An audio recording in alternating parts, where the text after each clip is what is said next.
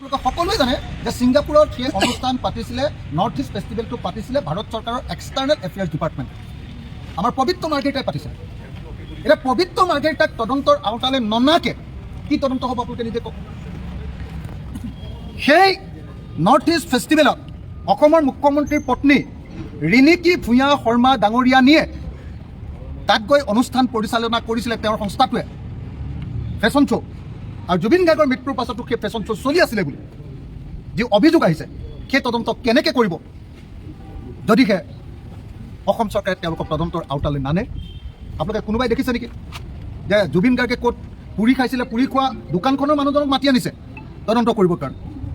জুবিন গাৰ্গে কোন বিহু ফাংচনলৈ গৈছিলে, বিহু ফাংচনৰ সভাপতি সম্পাদকজনক মাতি আনিছে, কিন্তু ৰিণিকী ভূঞাকটো মাতি অনা নাই, কিন্তু পবিত্ৰ মাৰ্ঘেৰিটাটো মাতি অনা নাই। আপোনালোকে দেখিছে নেকি নিজে কওক? আপোনালোকে দেখিছে নেকি যে সেই গোটেই ফাংচনটো পাতিছিলে এক্সটাৰ্নেল এফেয়াৰ্ছ মিনিষ্ট্ৰীয়ে আৰু ছিংগাপুৰত থকা ভাৰতীয় দূতাবাসে? ভাৰতৰ সেই ৰাষ্ট্ৰদূতজনক এতিয়ালৈকে তদন্তৰ আওতালৈ অনা হৈছে নেকি? অনা নাই।